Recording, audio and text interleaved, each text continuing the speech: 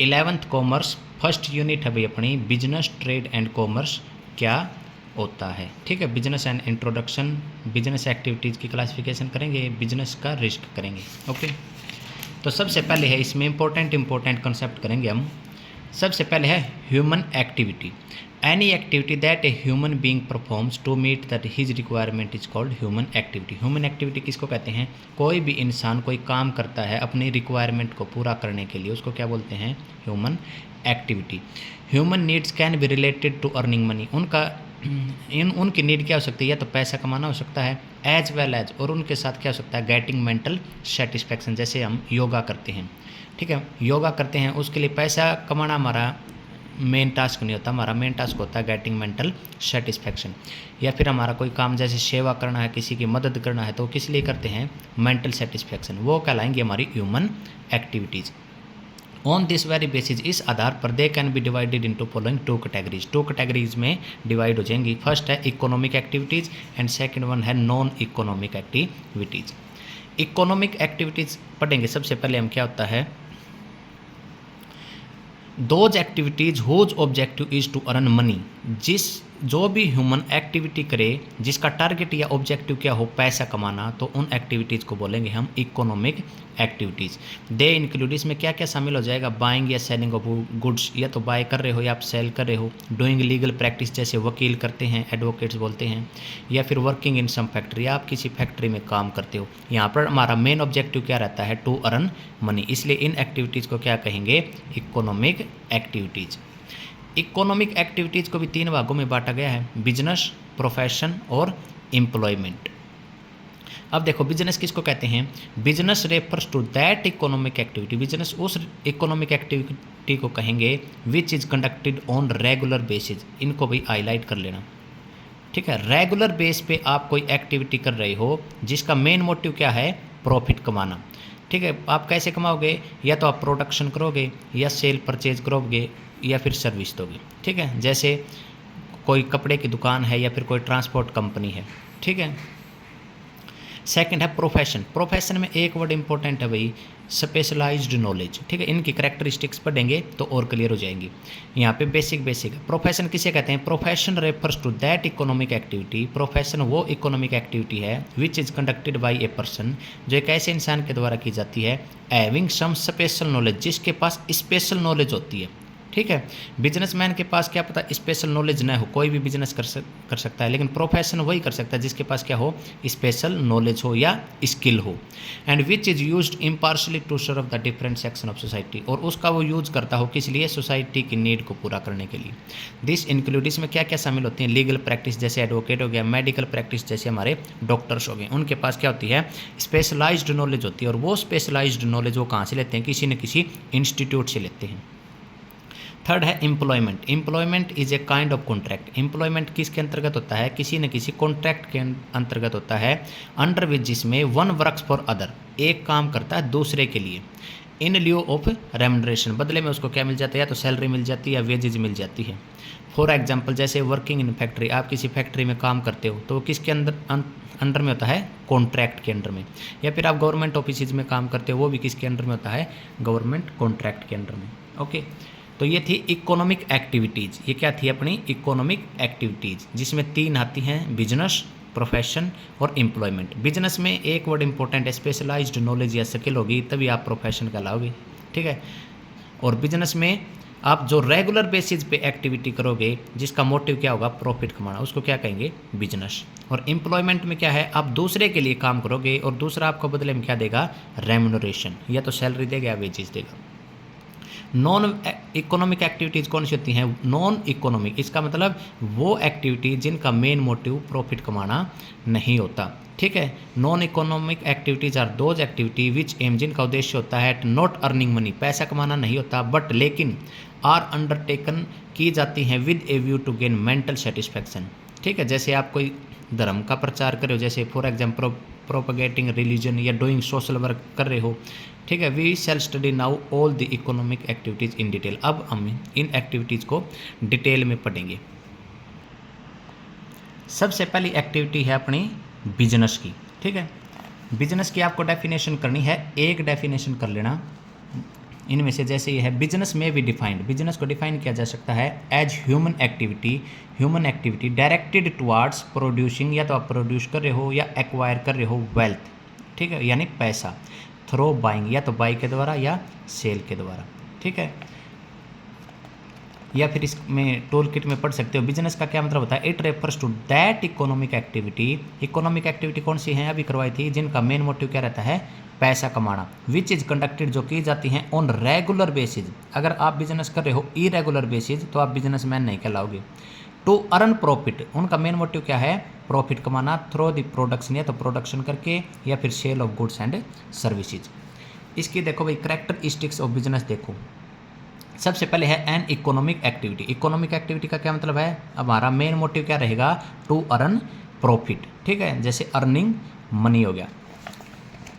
Second है exchange of goods and services, जब भी आप बिजनेस करोगे या तो आप बदले में गुड्स दोगे और या फिर सर्विसेज दोगे, और सामने वाला आपको क्या देगा, जो बायर है वो क्या करेगा, वो आपको कंसिडरेशन देगा या तो कैश देगा, ठीक है। तो आपको एक्सचेंज करना है गुड्स एंड सर्विसेज को, तभी आप क्या कहलाओगे, बिजनेस। थर्ड है रेगुलरिटी इन डीलिंग, जो भी आप काम करो वो रेगुलर बेस पे करना, ये नहीं कि भाई आपने एक सप्ताह किया और आप कहने लगे अपने आप को बिजनेसमैन, ऐसा नहीं होगा, आपको अपना काम करना है रेगुलर बेस पे, बाय या सेल करना है। फोर्थ है प्रॉफिट मोटिव, मतलब इकोनॉमिक एक्टिविटी तो है ही, तो इकोनॉमिक एक्टिविटी का तो मेन मोटिव रहता है प्रॉफिट कमाना, तो आपका बिजनेस का मेन मोटिव अगर प्रॉफिट कमाना है तभी बिजनेस कहलाया जाएगा, अगर प्रॉफिट मोटिव नहीं है तो फिर वो बिजनेस हाउस नहीं कहलाए जाएंगे। लेकिन ये ज़रूर हो सकता है कि भाई जब भी आपका मेन एम प्रॉफिट कमाना है तो लॉस होने के भी चांसेस रहते हैं, ठीक है, लेकिन आपका अल्टीमेटली ऑब्जेक्टिव क्या था, प्रॉफिट कमाना, कोई भी नहीं चाहता कि भाई उसको लॉस हो। नेक्स्ट है एलिमेंट ऑफ रिस्क, यहाँ पर लिखा है कि भाई चाहे ज़िंदगी हो अपनी चाहे बिजनेस हो, वो कभी भी बेड ऑफ रोजेज नहीं होता, मतलब एक ऐसा बेड नहीं है जिस पे सिर्फ और सिर्फ गुलाब हैं, कांटे भी होते हैं। बिजनेस में कांटे किसे कहेंगे, लॉस को, okay. Hands profit and loss go hand in hand, हाथ मिलाकर चलते हैं प्रॉफिट और लॉस दोनों एक साथ बिजनेस में, जैसे अप और डाउन्स आते हैं सभी की जिंदगी में। नेक्स्ट है क्रिएशन ऑफ यूटिलिटी, आपका बिजनेस तभी उपयोगी होगा जब राइट टाइम पे, ये देखो राइट प्लेस पे, राइट फॉर्म में, राइट टाइम पे आपको राइट ओनरशिप मिल जाए, चाहे आपकी ऑर्गेनाइजेशन का साइज कुछ भी हो। नेक्स्ट है कंज्यूमर सेटिस्फैक्शन, आपका बिजनेस का जो मेन एम है वो प्रॉफिट कमाना तो होता ही है, लेकिन उसके साथ साथ इक्वली इंपॉर्टेंट क्या होता है कि भाई कंज्यूमर आपसे सेटिस्फाई हो जाएं, सो दैट कि वो आपके साथ जुड़े रहें लंबे वक्त तक और आप उनसे प्रॉफिट कमा सकें। नेक्स्ट अभी अपना प्रोफेशन बताया था कि वो इकोनॉमिक एक्टिविटी जो कंडक्ट की जाती है एक पर्सन के द्वारा जिसके पास क्या हो, स्पेशल नॉलेज या स्किल हो, जिसका टारगेट क्या रहता है, वेरियस सोसाइटी को सर्विस देना। अब इसके देखो कैरेक्टरिस्टिक्स क्या कहते हैं।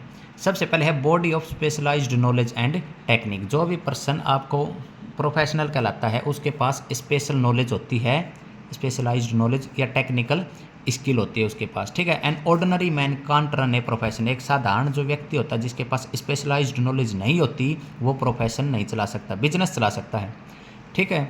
नेक्स्ट है formalised method of acquiring training and experience, ये कहते हैं कि भाई प्रोफेशन में क्या होता है, जो ये ट्रेनिंग मिलती है, ठीक है, ट्रेनिंग मिलती है ये किसी न किसी इंस्टीट्यूट से मिलती है, किसी न किसी इंस्टीट्यूट से मिलती है, जैसे CA है, चार्टेड अकाउंटेंट है, उनका क्या इंस्टीट्यूट है, institute of chartered accountant of India. उसी तरीके से मेडिकल साइंस की होती है, उसी तरीके से बार काउंसिल ऑफ इंडिया होता है एडवोकेट्स के लिए।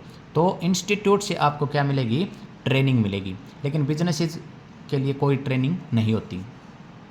नेक्स्ट है establishment of representative professional association, वो किसी न किसी एसोसिएशन के जो प्रोफेशनल होते हैं वो किसी न किसी एसोसिएशन को रिप्रेजेंट जरूर करेंगे, जरूर से भी जरूर करेंगे, जैसे वकील करते हैं बार काउंसिल ऑफ इंडिया को, ठीक है, डॉक्टर्स करते हैं मेडिकल काउंसिल ऑफ इंडिया को, CA करते हैं institute of chartered accountant of India को, वो क्या करते हैं किसी न किसी एसोसिएशन को यानी ग्रुप को रिप्रेजेंट करते हैं। वो जो एसोसिएशन होता है उसका मेन काम क्या होता है कि उनके लिए रेगुलेट करना बिहेवियर ऑफ इट्स मेंबर, ठीक है। सेकंड है to create a code of conduct, उनके लिए कोड ऑफ कंडक्ट बना दिया जाता है कि भाई आपको इस तरीके से अपनी एक्टिविटीज़ को करना है। Build up and promote the image of its member as a professional, जो भी उसका मेंबर बन जाता है उसकी इमेज को सुधारा जाता है कि भाई वो प्रोफेशनल है। To prescribe minimum qualification of its member, कि भाई आपको इसका एसोसिएशन का प्रोफेशनल बनने के लिए या मेंबर बनने के लिए मिनिमम क्वालिफिकेशन आपकी क्या रहेंगी। To regulate entry to profession, मतलब आप इस प्रोफेशन में एंट्री कैसे ले सकते हो, ये सारे काम कौन करेगा, एसोसिएशन करेगा।